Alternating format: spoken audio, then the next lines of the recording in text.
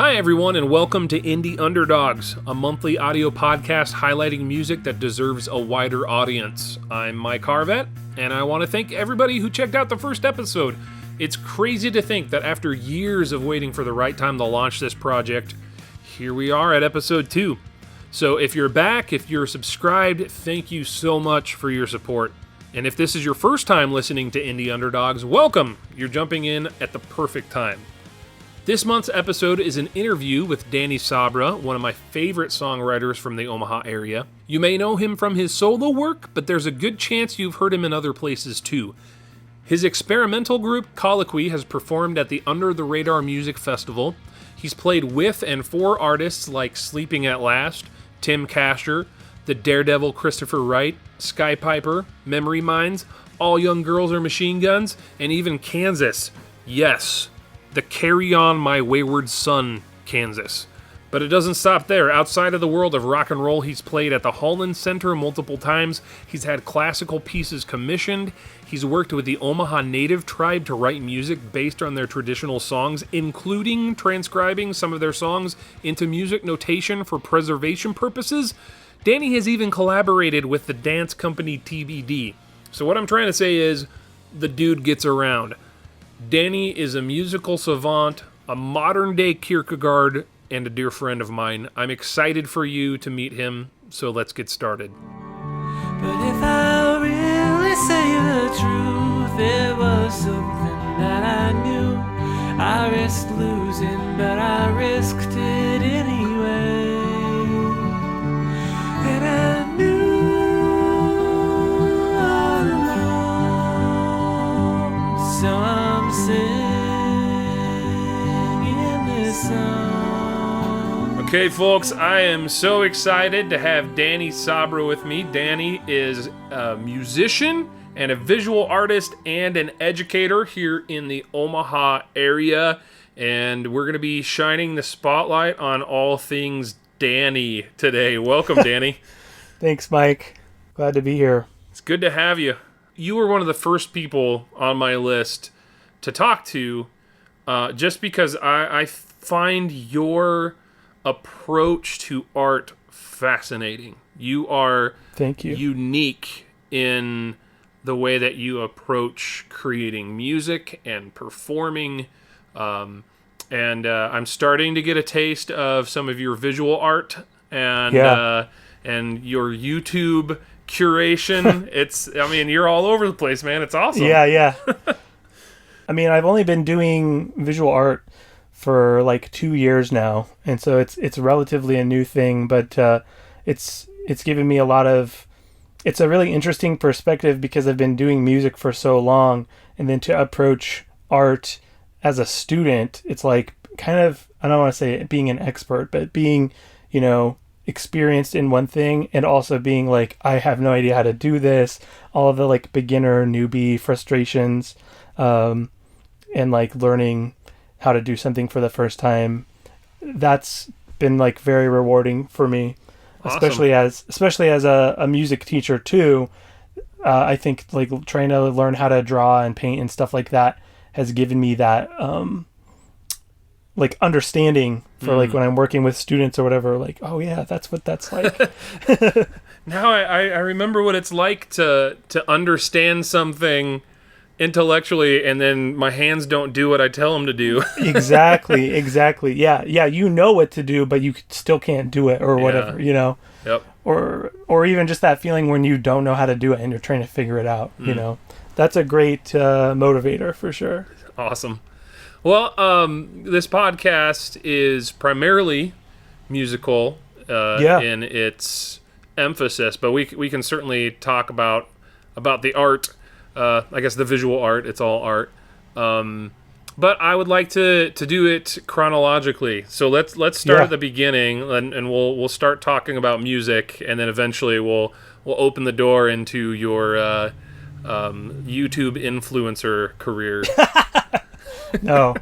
So I guess the first question would be then, where did it start for you? Like what are your earliest memories of creating music or wanting to create music? Yeah. Well, As a child, I really liked to sing, and my mom was an opera, like a part-time opera singer. Like she had like gotten a major in singing, and but wasn't a professional singer, but I guess like semi-professional, and sang with like the symphonic chorus and stuff. And so I was, and my mom was also a piano teacher. So at like a very young age, I was kind of surrounded by music a lot, and I think that piqued an interest for me.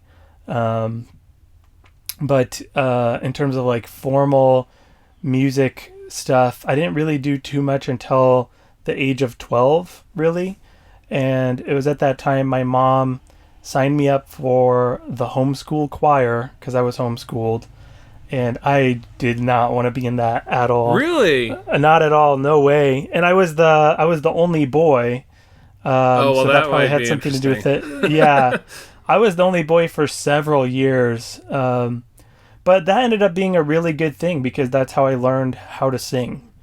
And so it was right around the age of 12 that I started doing the choir. I also, my mom's whole family are a family of musicians. My grandma played the piano. My grandpa played the fiddle. My uncles played guitar and banjo. And so a lot of times for holidays and stuff, we would be, gathered together and everybody would be playing.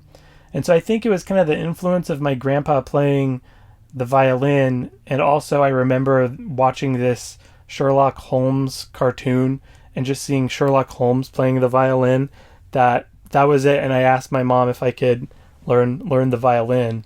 And I think in reality, I probably just wanted to be like an awesome detective, and not realizing like all the intense labor and like, horrible pressure I was signing up for. But I signed up for violin lessons then, and that was right around the age of 12. And then for people who have like heard some of my music, at least 10 years ago when I was getting a start or whatever, it was very kind of songwriter, lots of harmonica, and I think a lot of people remembered me for playing harmonica maybe. But my dad wanted to learn harmonica, and my mom bought him a harmonica for his birthday, and then actually signed him up for a class at Metro Community College to take harmonica. And my dad's an immigrant, and so sometimes they would be playing songs like Old Joe Clark or just traditional American folk songs, and he would kind of like mess it up a little bit just because of not being familiar. And so I remember as a child being like, "Dad, that's not how that song goes." And so one day he was like, "Well, if you're so smart, why don't you just play it on your own darn harmonica?" And I was like, "Well, I don't have a harmonica." And he reaches into his pocket and he gives me a harmonica, and then he started taking me along to this class at Metro, this 0 credit class of, man, mostly middle-aged people who want to learn harmonica. And anyways, that turned into this like incredible experience, because at the time, I don't think it exists anymore, but at the time there was also an Omaha Harmonica Club. Wow. And it was like an actual civic club. There was maybe like 20 to 30 people who met weekly on Sundays. Lots of, World War II vets, kind of that era of people that were like hardcore gung-ho harmonica enthusiasts. And that was such a rewarding experience. And so like every Sunday for like 3 hours, me and my dad would pretty much always go to the harmonica club. And so I got to meet all these awesome, older people and like learn about more, music from that era, and learn about all the different kinds of harmonicas, and like just kind of it was like I think it was very uncool for me to play the harmonica, but then at the same time it was like so uncool that it like became cool again, and I was sort of known as like that harmonica kid.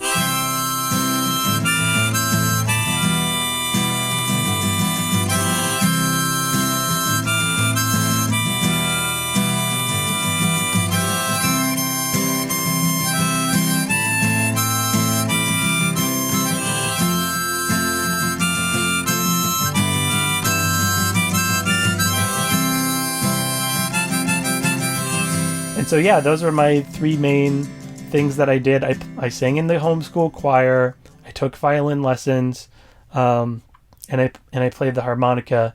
And then like at the homeschool choir, they always had like the kids do prelude music, and then they would always cajole me to play, because it would be like 45 minutes of, you know, the homeschool cliche is every homeschool girl is like playing Chopin masterfully on the piano, and then I would go up there feeling like a total loser and play some song on the harmonica. But it was like a big hit. People wanted me to play harmonica and stuff. So yeah, so I did that, and then I think I don't know, I could just keep going on and on, but I was taking private violin lessons also with a World War II era Juilliard grad, Mr. Lyon, and he was this awesome guy.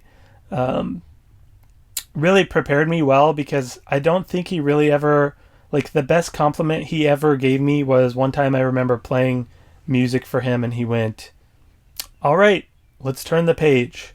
And that was like the best compliment. Otherwise, you know, he was fairly critical and harsh, and I think that like served me well as I grew up and ended up going on to music school and stuff. But I did that, and I joined the Omaha area youth orchestra, which is like a fairly, I would say it's a pretty elite group of musicians. It's about as close as you can get to a professional orchestra as a youth, you know, without being in an actual professional orchestra. And so that was like an incredible, I kind of had these two strains of my life where one of them was like focused on classical music, and that was somewhat foreign to me. I didn't really grow up listening to a lot of classical music, but it was kind of like my introduction to classical music and just fancy things, playing at the Holland Center. You know, I mean, we do a concert side by side with the Omaha Symphony and stuff like that. And then on the other side, you know, kind of blue collar traditional music, you know, stuff like that. And so I would say that sort of became a theme for me just in my own music as I grew up and went forward after that I always had this kind of dual interest. And so I didn't start playing guitar until I was maybe 16 or 17. Wow. And I wanted to learn a guitar and take guitar lessons, and my parents thought that I was in too many things. This is maybe like the only time my parents ever said no. And so my mom said, "You can play on Dad's old guitar if you want, but I don't think, you know, guitar lessons is right for you right now." You know, I was in Boy Scouts and basketball and baseball and blah, blah, blah. So, for whatever reason, and I don't remember why I was so committed, but I was like absolutely determined to learn guitar. And, maybe it was because I thought harmonica and violin and the mostly girls choir I was in wasn't very, very masculine or something. And so I went to my local library and I checked out like every book they had on guitar. Specifically, I remember How to Play Guitar for Dummies. Oh, and of course. That book is so good, man. Like I would recommend that to this day if anybody wants to learn guitar. That's funny that you say that, because I was just about to say, I'm sure there are a lot of people that own that book that it's good. Never bothered with it. You know, it's the kind of thing where it's like, I'm going to learn to play guitar, and so they go for the most basic thing that they can think of, and then just don't give it any actual effort. Well, so what you're saying is if you actually give it some effort, this is a good resource? Key. Absolutely. And I mean, not to circle back to YouTube, but I mean, that's something that didn't exist, you know, when we were in high school, really. Right. That's just a tremendous resource now. But I even remember, like, you know, like learning, I got like a children's book. It was like a children's book with cartoons. And it taught me a trick that I still use to this day. Like, you know, like when you're switching chords, sometimes if you do it fast enough, you can like strum open strings in between the switch, and it doesn't sound that bad. That's the only book, this like one children's book, that's the only place I've ever heard that, as it's like, it's okay to do that, you know? Kind of giving you permission to fudge the movement between two chords. That's great. Yeah, I mean, because obviously it's better to get to your chord on time than Mm-hmm. to... Yeah, so... But dude, that's so huge. Like as a guitar teacher myself, Yeah. it's so interesting to see these kids that don't have any experience. I guess it always came pretty natural to me as a drummer to like Yeah. just think of downstrokes as the right hand and upstrokes as the left hand. So to be able to strum pretty naturally Yes. is something that was never difficult for me. But like every single student, I have to like teach them how to think about strumming the guitar because it's just not there, right? Rhythm is the most essential element of music. I mean, if any of my students listen to this, they'll roll their eyes, but that's like that is the number one thing that I preach like preeminently above all other aspects of music. Rhythm is the most fundamental thing. And I often will talk about the drums. Like there's so many rock songs where it starts with a drum fill and we instantly know I'm listening to music now. I mean, even if you just had a solo drum kit just go into town, we would know without a shadow of a doubt that that's music, and that's unpitched percussion. There's no notes, Right. there is no pitch. And so it's like rhythm at the same time, and I mean, this is getting into abstract theory, but like every sound you hear is a collection of pitches, but you don't hear my voice right now or like the cars outside as music unless something's horribly wrong with you. So that's I think a thing, and I don't know if that's just music education in the schools or what, but yeah, it's a hard thing to learn. Yeah. So That's so huge though, is like to have something like that when you're just starting out that unlocks something for you and you go, oh, I think that's what keeps a lot of people going. You have to have that progress. You have to have like that early win. Exactly. Yeah. To feel like you are, it's like, oh, hey, I've mastered something. I may not have mastered this, but I got this down and I'm ready to move on to the next thing.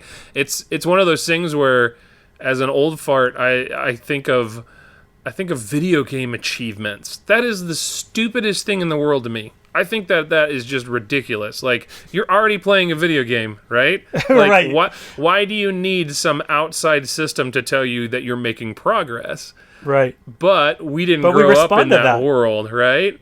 Yeah, so yeah. maybe there's something there, that dangling of the carrot, That, I mean, you see that with like, I mean, I don't know if you use any fitness apps, but like I use Runkeeper, and like, and they'll send me a little email like, congratulations, you walked an extra whatever mile this week, and it does, it makes you feel good, even though, it's not that great. It's like, oh wait, no, last week I left my phone on the counter when I went to go get the mail. Yeah, exactly. So to kind of move things forward a little bit, you're talking about like this musical double life that you're living, so to speak. It's interesting because like I think back to when I met you, there was certainly the harmonica element, just from seeing you perform, but here you are bringing the harmonica into your songwriting as you're playing guitar, and I think that as time has progressed, you've kind of figured out how to become this well-rounded musician that kind of like embodies all of those different channels that kind of feed into one thing now.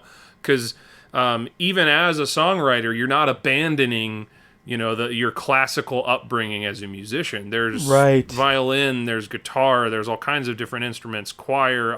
Everything seems to kind of be, just rolled into one thing now. Is that something that was there ever a time where you wanted to shy away from one thing or the other, or did you make a conscious effort to like, I want to take all this stuff and make something? Yeah, I mean, I think like, I mean, obviously over time, like, I have been playing harmonica a little bit less and less more recently, but I still play it. I think. Like, yeah, you're kind of onto something in that so I went to music school. I didn't know, I graduated high school and I decided I remember like, so I was teaching myself for a while. Then I started taking guitar lessons with Chris Saab, local Omaha icon. And, that really was huge for me because we would spend a lot of time in the lesson like coming up with chord progressions and soloing over them. Okay. And that was like, and he was like very encouraging, like, hey, you just did a great solo, or that was a great progression or whatever.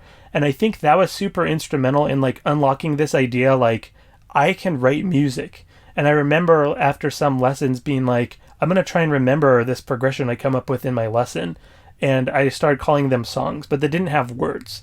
But I remember when I was like, hey, Mom, I wrote my first song, and it was like G, C, D, E minor or something, cowboy chords, Right. But to me, I was like, oh my gosh, I can write my own songs. And, Chris was so cool to me too, because that dude, I mean, to this day, that dude gigs so much, and so I was like, oh, you mean like, in my imagination, it was like you had to be famous in order to play shows and write songs.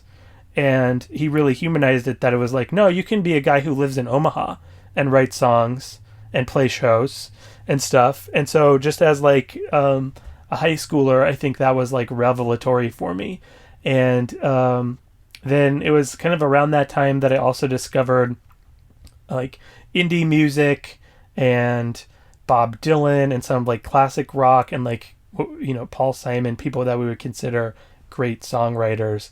And so it was like that experience to go, okay, and just like really getting into Martin Scorsese made a documentary about Bob Dylan, and I just happened to stumble upon it on PBS and was like totally blown away. Because my gut reaction at that time was to think that Bob Dylan was kind of a joke, and I didn't really know who he was.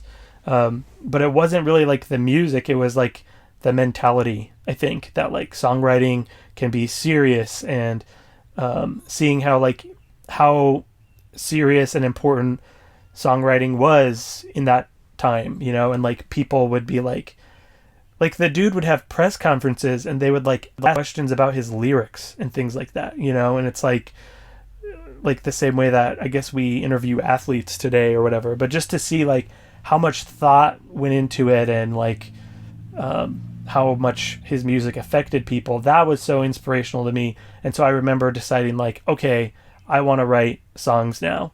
And my mom and dad bought me like a journal for Christmas, and they're like, we want you to write your songs in it. And so kind of like with their blessing and stuff, I started writing songs. But when I graduated from high school, my interests were basketball and music. And so I ended up going to school for music, and it was a coin flip between guitar and violin. I remember my mom asking me, do you want to major in guitar or violin? And I was like, I don't know. And I maybe just had like a slight technical edge on violin at the time. And so that was it. And so, I auditioned and I got in at UNO with scholarship and started a bachelor's degree. And it was very misguided, Mike, because I thought... Really? Oh, it was. I mean, I didn't know what music school was, and I didn't know what getting a violin major was. And so it wasn't necessarily what I wanted. I thought that it was going to be like this holistic musical experience. Like I'm going to learn about all kinds of different instruments and stuff. And even I remember after my audition, they said, oh, by the way, are you education or performance? And I said, I don't know. I didn't know any of that stuff. Sure, and they're like, right. Well, we'll put you down for education, and if you hate it, you'll know. And, and so I was in the... And so then you did it for like 8 years, yeah, right? Yeah, well, I ended up doing it for, I think, 2 years. And then, there was kind of like... There ended up being like a snafu, and my advisor called me in, and they were like, it's going to take you, extra long to finish this degree somehow. Oh, no. And so then I was like, oh, okay. At that point I wanted out of school. I really hated school. And so I was like, how, can I get out of here if I switch to performance? And she said, yeah, you can get out in 4 years if you do that. So I switched into performance, but I did take some of the education classes and stuff. But, so it was a really interesting experience because you go to school and, it's even more highbrow. I was in 2 orchestras, a string quartet, taking conducting classes, and oh man, I sold my baton on eBay as soon as I was done with Wait, like the introductory were we in the class. same? We were in the same class, weren't we? I totally forgot can't about remember. Were we? that. In music theory, remember? I know I took a class where I was doing conducting. It's entirely possible that we were in the same class. I think we might have been in music theory class, and I remember being like, "What's Mike Harvat doing here?" Yeah. Oh, you know what? Because didn't they give you like a I think so. special permission because you weren't a music major? Because there was a test that they gave everybody at the beginning of the semester. Yep. And music majors could get any score on it, and they could still take the class. Right. But non-majors, I had to get above like a 40% or something in order to take the class. I mean, I ended up getting like an 80% on the test, so no big deal. But I was ticked off because there's all these music majors. Like the class average was like 30% on the test. Yes. I'm like, and you guys didn't want me to take this class? Yeah.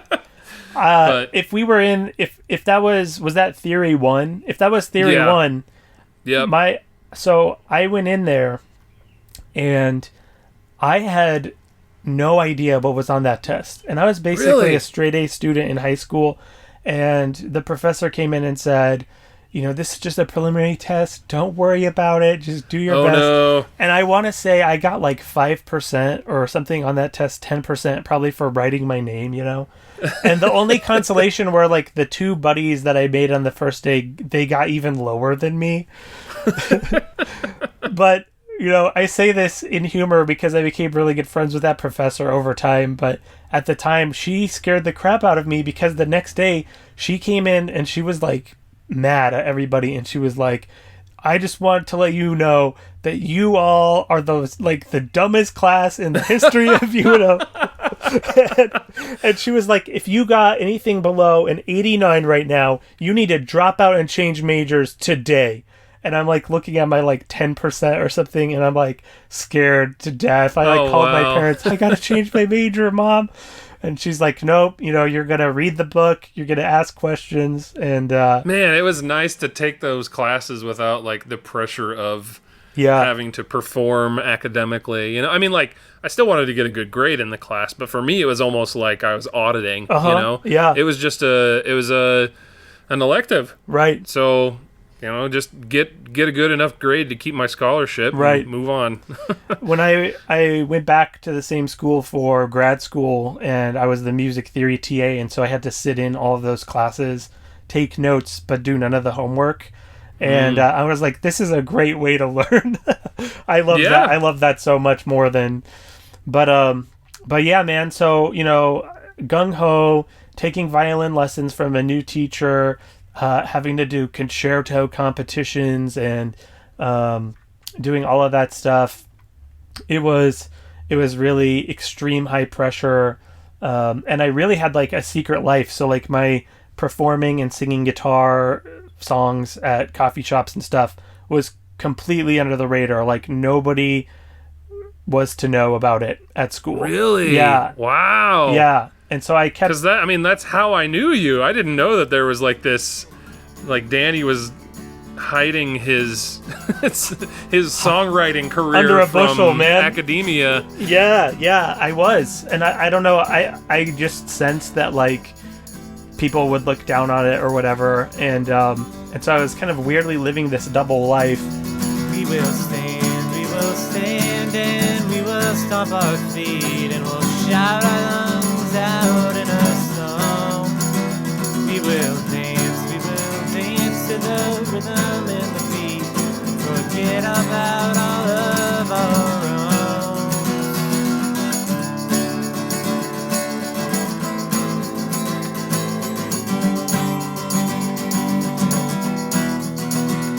And you'll sit there dumb with your feelings on the floor, with the pieces all out of place, and I'll leave knowing that you are wanting more, 'cause it's written all over your face.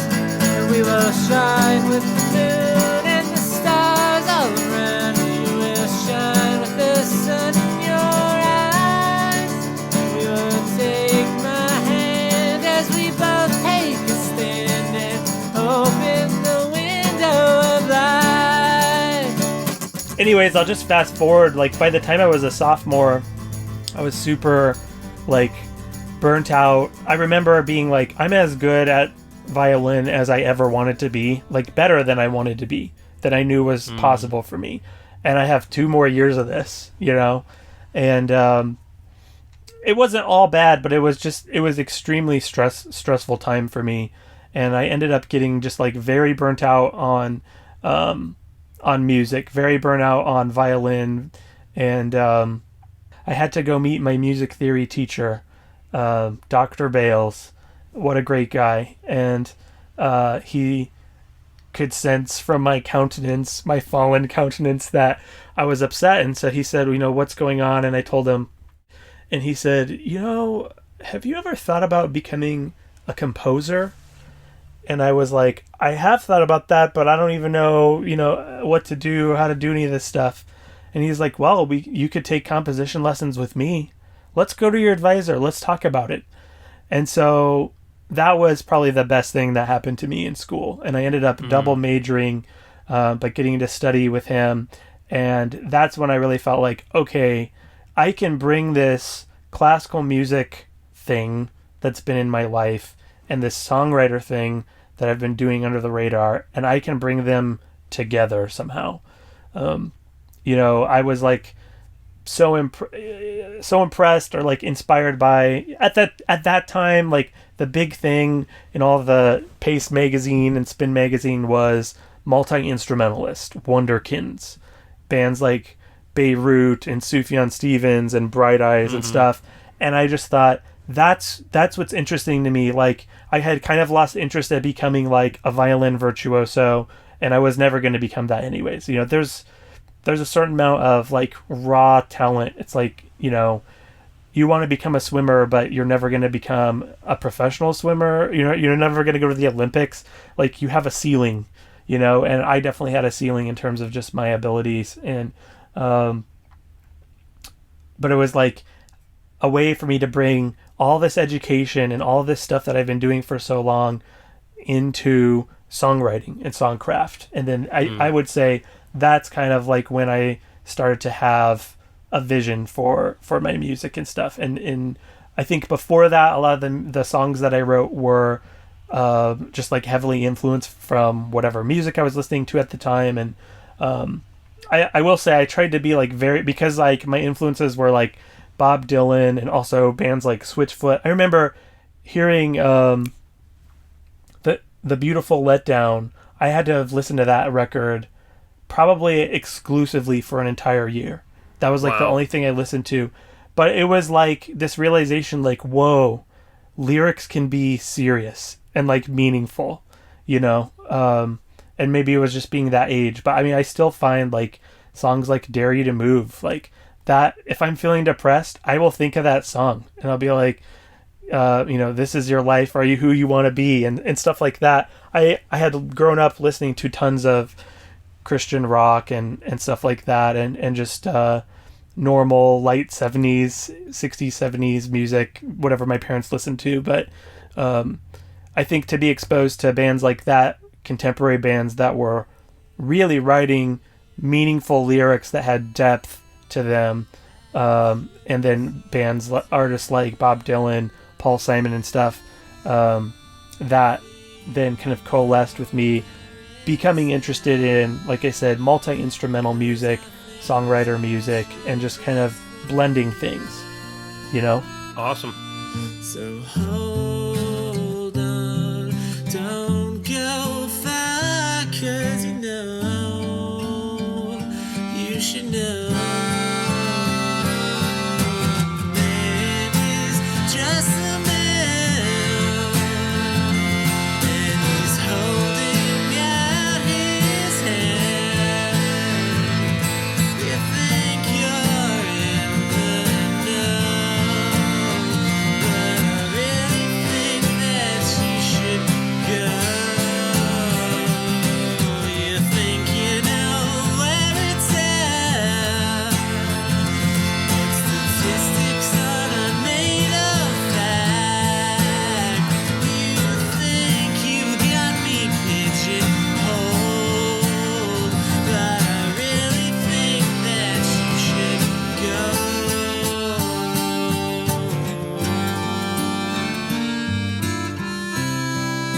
So that's an interesting, I guess, detail. It's something I had considered asking, and I wasn't sure if it would present itself. But I was wondering if you wanted to touch on at all how your faith influences your approach to creating art. You know, because I mean, you and I, we've been around the block, man. We've heard the whole, is this a Christian band or is this Christians in a band discussion 1,000 times. So I'm not asking you that. Like, I'm not asking, like, is Danny Sabra a contemporary Christian music songwriter? Like, that's not where I'm going.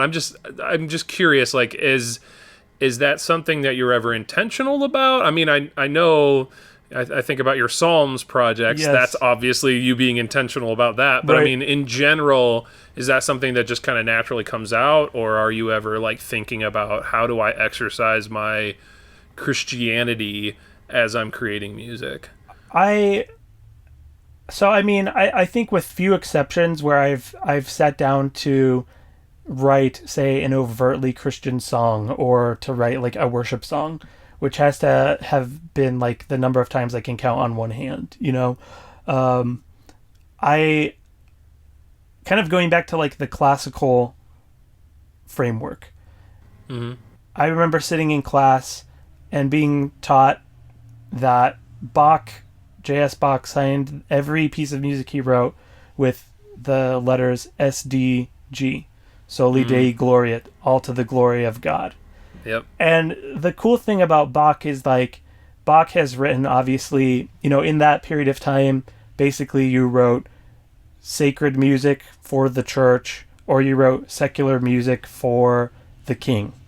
And that was like, you know, to celebrate, I don't know, historical things that they celebrated, you know, but there wasn't necessarily like a pop music outlet for them per se. Right. But at the same time, it's like if you look at Bach's work, you know, he has fugues that celebrate beer, and he's got another one that celebrates coffee, and he does have, you know, like we think of like the cello suites, or you know, I was playing a lot of the violin partitas and sonatas. Those are dance tunes.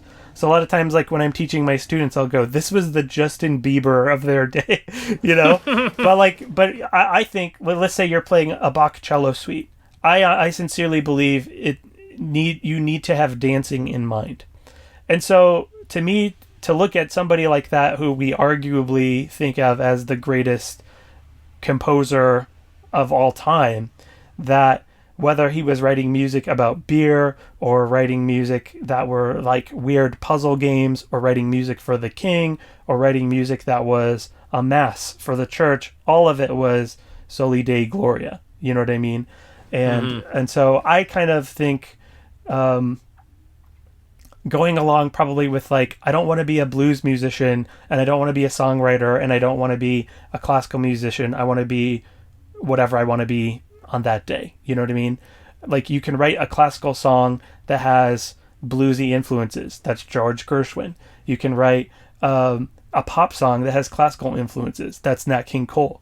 You can write whatever you want. And I think for me, it almost becomes more philosophical about who is the artist and what are they trying to do, you know? And to me, like being a Christian is as much a part of who I am as my name, my hair color, the instruments I play, you know?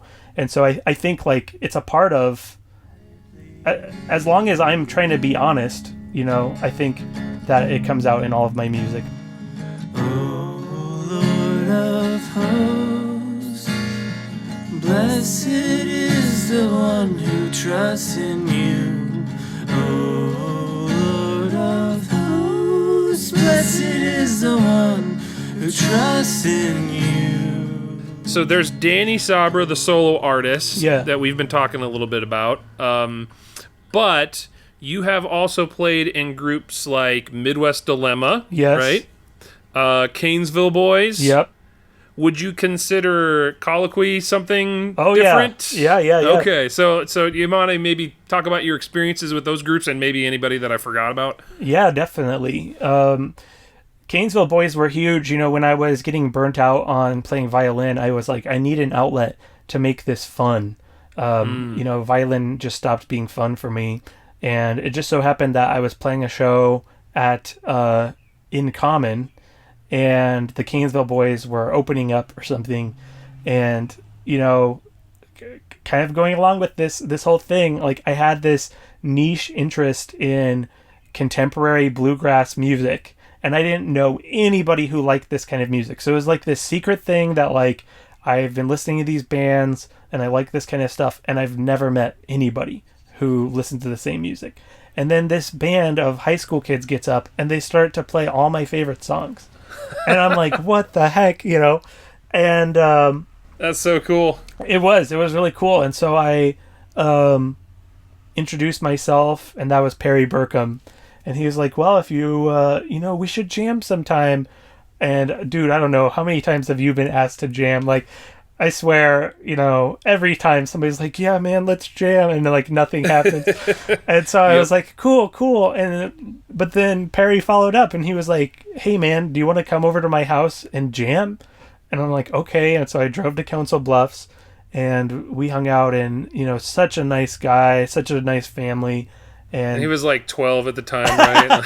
No, he was a lot younger, but not, he was in high school. Anyways. He's a great guy. He's a great guy. Yeah, their whole family's great. That band was great. And we hung out, and then, I could tell you all kinds of stories, but I won't tell them. But anyways, maybe left. For the Danny Sabra Part 2 episode. I know. So I left that, and like half an hour later, he called me, and he's like, we talked, and we want you in the band. And so I joined that band. Oh, cool.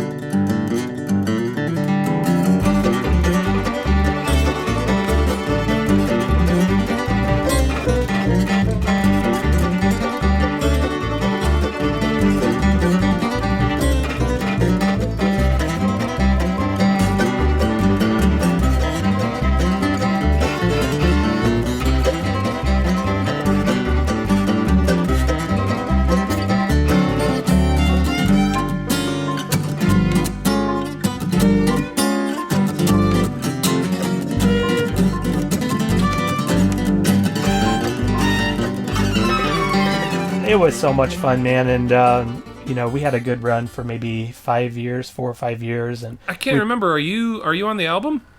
Yeah, I'm on. So we recorded 2 albums, but I don't know if the second one ever got released. But okay, I think it's. I got Squirrel Cage Blues. Yeah, so I played on that, but I didn't have any songwriter credit. The second album I think is on CD Baby, and and I did write like at least 3 songs, maybe 4 on there. Right on. And so yeah, it was really fun. We did that. That was, like I said, that was just a huge experience for me. I'm lifelong friends with those guys. I've done everything from stealing horses to breaking every law I can. They say I shot a man in Kansas, but I swear I never killed a man. No, I never killed a man.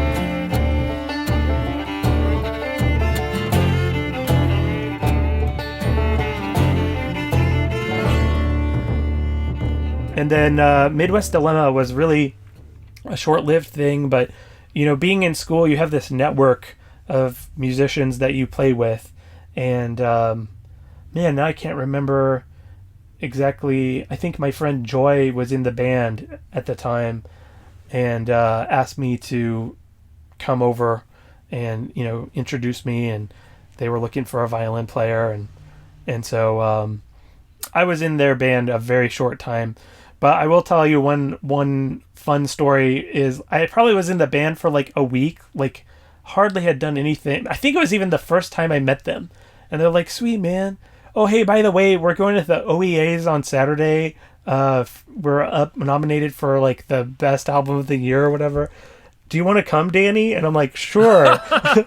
And then I went, and then they won. And so like I went up on stage with them and like accepted album of the year and everything. That's so great. Oh, it was awesome. But Justin, what a generous, nice guy, and like met all those guys were really nice, and we played a handful of shows together, but just sort of after a while I kind of needed to go another direction. But it was great band. And yeah, man, that's a blast from the past. Even like thinking about Justin, I don't know what he's up to these days, but I hope he's still making music. And yeah, he's a great guy, and I liked his songs a lot. And yeah, I had first connected with Justin when he was doing the Omaha Songwriters Festival. Like, wow, I mean, we're talking pushing like 17, 18 years ago now. Wow.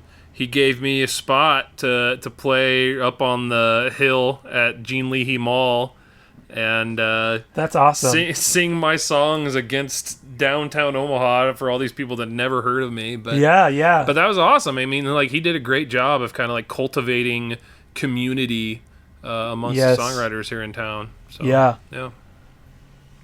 All right, so let's talk about kind of more Danny centric stuff. So you got Colloquy, which is I think that's definitely more in the avant-garde side of things, wouldn't you say? Yeah. So Colloquy, when I graduated from school, because of all of the pressure, I really developed very extreme performance anxiety. And it was really inhibiting. My hands would shake and kind of prevent me from playing, and I would have like memory loss. It was really debilitating performance anxiety. And so I had learned about all of these kind of advanced compositional techniques and avant-garde composers that were really inspiring to me. Aleatoric music and John Cage and people like that. And then also learning to like jazz and like be into Miles Davis and people like that. And so I kind of started to get an interest in improvisation, kind of going back to the Chris Saab days, taking lessons with him and spending a lot of time improvising. And what I wanted to do was kind of just come to terms with the fact that I was never going to be as good as I wanted to be at violin. But I'll just give you a snapshot. Like, I still struggle with this a little bit, but it was really bad at the time. Whenever I would pick up my violin and just put it to my face, I would get like an instant headache. If I started playing, I would just, in my head, I would be hearing, "You suck, this is trash." Oh, everybody would be disappointed in you. And so, really just not healthy. So I created Colloquy, which it started out with me and my friend Connor Giles. He was also in the Canesville Boys. Phenomenal musician, brilliant thinker. And I just had all these different musical experiments to do instrumental music that's like very experimental and trying out different compositional techniques and improvisational techniques. And that was the first Colloquy album.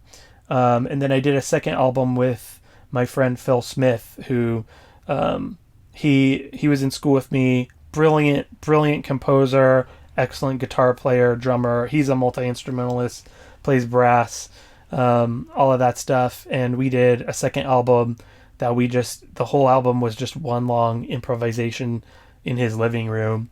And then I've done, Colloquy means conversation. And so, but my goal with it was to almost create these impossible situations where it's like, you're bound to fail, sink or swim kind of thing. Like, you're not prepared.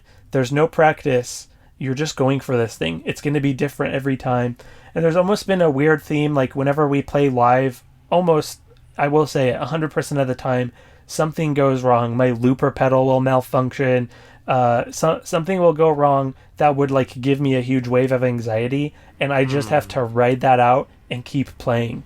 And so, but that was really... It's almost like forced exposure therapy is the way you're describing it. It is, yeah. And it's like, it was really therapeutic to just be like, all right, there's no getting around it, and like, your hands are going to make bad, quote-unquote, bad sounds. Your hands are going to shake. Your bow's going to make bad noises.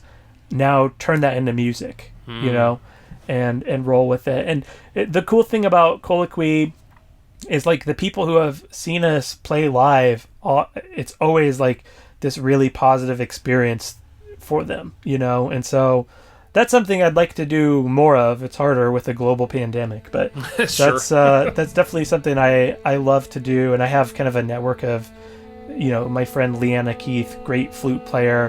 Whenever we can connect, she lives in Seattle. Whenever we can connect, we play. Megan Seaby's another one.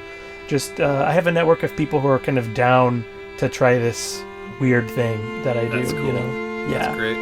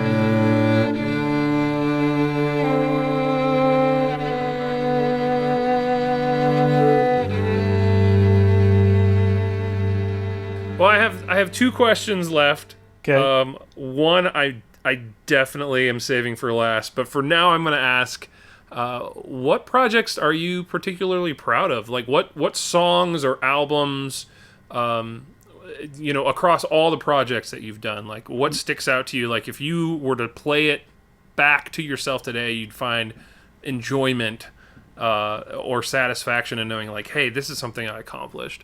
I don't listen to my own stuff ever. Really? I never ever Oh my do. gosh. Wow. Yeah. But I think for me, the process is the making of it. You know, that the writing of the songs, the conceptualizing of the albums. You know, so I have put out 5 albums as Danny Sabra. You know, those first 3 albums, you know, I was learning. The first album I actually recorded in some guy's home studio in Gillette, Wyoming. Oh, really? So Hear the Sound? Is that what we're talking about? Yeah, Hear the Sound. So that was like a few days after Christmas, I think. And my parents had given me that notebook to write my songs in. Mm-hmm. Because I'm like, Mom and Dad, I want to be a songwriter. And like a few days later, my cousin's like, well, I know this guy who's got a recording studio in Gillette. You know, maybe you should give him a call. Oh, wow. And so we drove to Gillette, Wyoming from my grandma's ranch, and he recorded me for an afternoon, and I just played every song that I had written, and that was Hear the Sound. That's so cool. It was cool. And he printed them out. He had like a little CD printer, and I think we paid him like $100 or something, and he was the nicest guy. Pretty decent deal. Yeah. He was the nicest guy. Walking down the road, you're alone and you're getting cold. You're writing a novel, but it's all in your mind, and you're tired of sleeping, and you're tired all the time. But you know, you've got a long way to go, and you know, you're far away from home, and you know, you're never gonna see it end.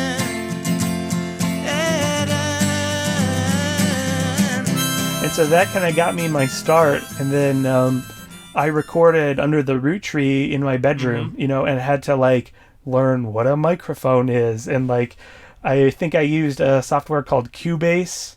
And I did not know how that worked. So it was all, I think I had texted you about this earlier, but like being like, why when I record, will it not actually record? And then like having to like learn how to arm the track and stuff, you know?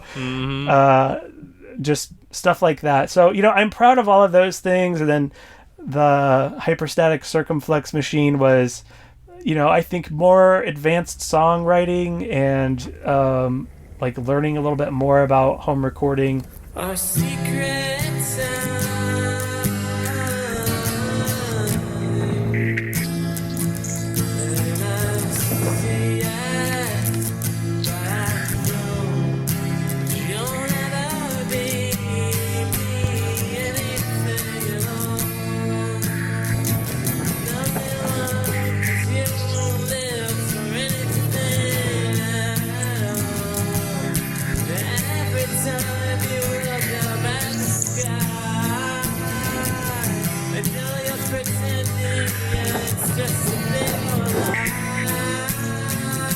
Definitely sounds like an album title inspired by Chris the Whale and all of his weird album titles.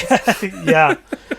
Oh, I mean, Chris is a huge inspiration. You and Chris both. Meeting you guys was huge for me. But and then I recorded before the Psalms album. I recorded an album that I released last summer called "When the World Is at Its Best, the World Is at Its Worst." I was kind of hoping you'd touch on that at some point. That's it's one of those thematic albums that I feel deserves an explanation. Yes. Yeah. I mean, I sat on it, and and I've also been sitting on a record that I started in 2010 that I need to put out. That was actually my second question. That was the last thing I was going to ask. We'll talk about it. Are we ever going to hear the lost Danny Sabra album? We'll hopefully we'll hear it. Right on. So yeah, and then I wrote the Psalms album, and I'm currently working on another Psalms album. I mean, in terms of like what album would I be most proudest of, this unnamed Danny Sabra and Friends, 10-year in the making album is like the thing that I've worked the hardest on. I know that it's one of those behemoths that it's like taken on this mythic proportions for me, that it's been so long and so many people contributed to it, and I spent so much money on it that I have gotten into this horrible trap where I'm like, it needs to be perfect and I need the perfect release for it. And the sad truth is, like, 10 years on, like, I've moved beyond those songs now, you know what I mean? And I haven't even put that record out. So I intend to put it out this year. It'll probably be put out on streaming services, and maybe there'll be a physical copy, I don't know. But along with that, after the recording was done with that, I had challenged myself to see what was the fastest time that I could write and record and release an album. And that's what When the World Is at Its Best, the World Is at Its Worst.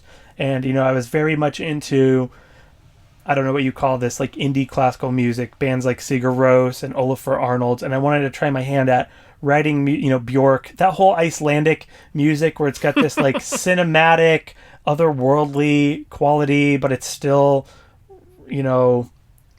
it's not exactly classical music, and I was very fascinated at the time, like, what even is classical music? Like, if you have a string section and a piano, can you say that it's not classical music? And so how I wrote that album was I would listen to Shostakovich's Fifth Symphony, because that symphony really resonated with me. He was writing it basically about all of the people that Stalin killed during the Purge. Oh, wow. And it's very emotional, and so I would listen to that, and then I would just free write from, like, kind of trying to mix in my singer-songwriter thing, like free write my emotions and what am I thinking and how do I feel.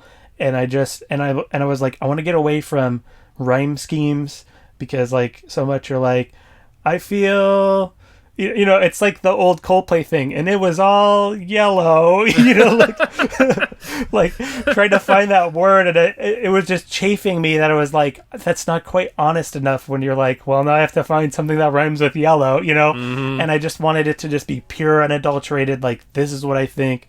And so I did a bunch of free writing, and then I went through it I did that for like a week, and then I went through it, and basically just highlighted the lyrics that I had written that I felt were the best. And then kind of taking the improvisation colloquy thing. So then I studied a piece, and I can't even remember which piece, but I had studied and analyzed some Olafur Arnalds music, this great sort of cinematic Icelandic composer, and just kind of taken general notes to try and write music in that style. And I wrote one piece with piano and strings, and I was like, wow, this is incredible. And then I started to me, it was incredible. It's not that great, but to me, I was like, hey, mission accomplished. I'm trying to write music that sounds like this, and it does.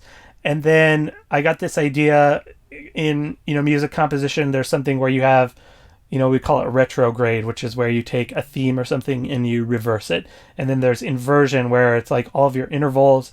Let's say you have a major third that goes up, then you can turn that to a major third that goes down, and that's the inversion. And then you can take that inversion and you can retrograde that, and that's the retrograde inversion. And so I thought, what if I actually make this album where I have this first song, and then the next song is the first song backwards, and then the next song is that first song inverted, and then the next song is the first song upside down and backwards. And so you laid the track down. Yeah. And you flipped it and reversed it. And I reversed it exactly. That's so one bad. might say that. One might say that. And so then I just improvised my vocals or whatever, and kind of made demos, and I felt like, okay, this is great. And so then I went into Cody Bailey, engineer demigod that I could afford, and I called in 3 of my friends, and I said, hey, I booked a 2-hour session. Can you just come in and sight read this music? And so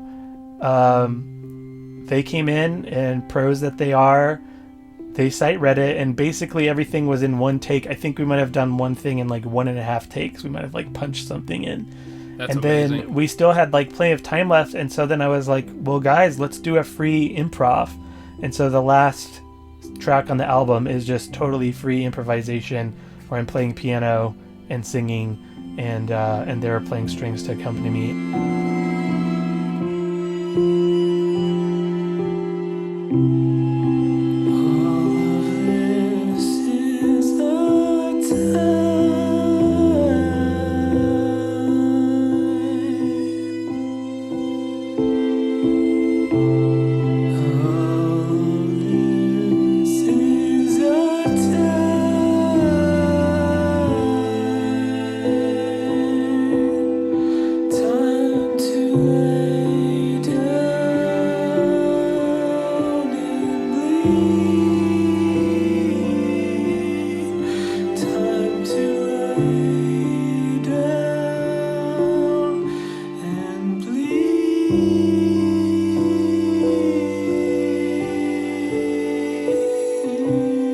And I loved that album, and it was the same thing that I had this quandary since I recorded it after the big album. I thought, well, I gotta put the big album out first.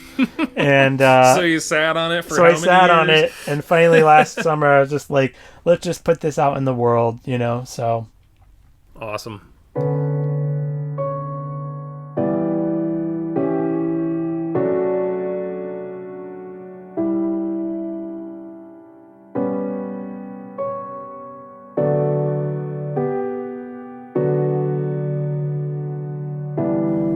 Well, cool. Hey, Danny, we're kind of running up against our time limit here. yeah. But man, thank you so much for sharing. I think it's I'm so grateful for the opportunity. This podcast is really just giving me an excuse to have a really cool conversation with you. So Yeah, Mike. thank you for your time. Thanks for being willing to share, and thanks for having me on. I really appreciate it. I think the podcast is awesome. I think if I might give one critique, you need somebody to interview you, man. Oh, man. We need an episode, and I can interview you. We could do a 3-part series. Sure. Talk about the perfect paradox. And Yep. Yeah. Flight metaphor, and then, yeah, right. Absolutely. But, I appreciate that, Danny. And I actually do mean this. I should think about having you back sometime. Oh, I'd love to be back. We can talk about the visual arts and talk about YouTube and all that. Oh, speaking of, you want to give people the lowdown on how they can connect with you? I know dannysabra.bandcamp.com is an option. Where else can people find you and what you're up to? Yeah, so I'm pretty active on YouTube. I don't have like a blue check mark or whatever, so just search Danny Sabra on YouTube, and I'm putting out songs and art and talking about kind of my philosophy behind creativity and stuff. Facebook.com/Danny Sabra Music also, and I'm on Instagram. But yeah, for the music stuff right now, Bandcamp's the place, and hopefully Spotify soon. Right on. Well, thanks again, and we'll talk soon, I'm sure. Yeah, sounds good. Thanks, Mike.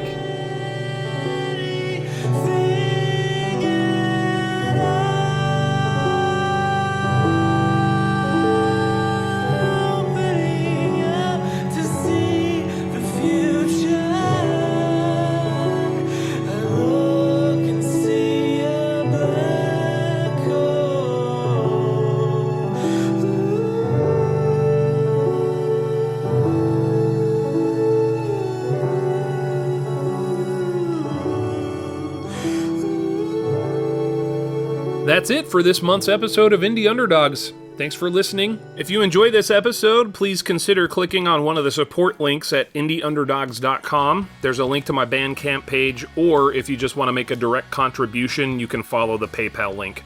Also, don't forget to follow Indie Underdogs on social media so you can know when the next episode is about to drop. Or you could also just subscribe, that works too. But I'm on Facebook, Instagram, and Twitter at Indie Underdogs. Finally, Danny has actually agreed to share a track from his unreleased album to close out this month's episode. I'm excited for this because I haven't even heard it yet. So, if you like what you hear, please go buy one of Danny's albums from dannysabra.bandcamp.com. Maybe it'll motivate him to release the whole album. Just saying. Okay, take care, everybody. God bless.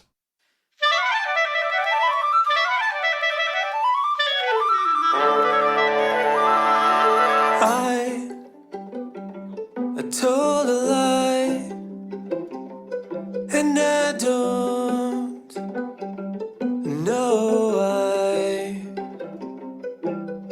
and I just told you, and that's the only thing that's true, 'cause you can't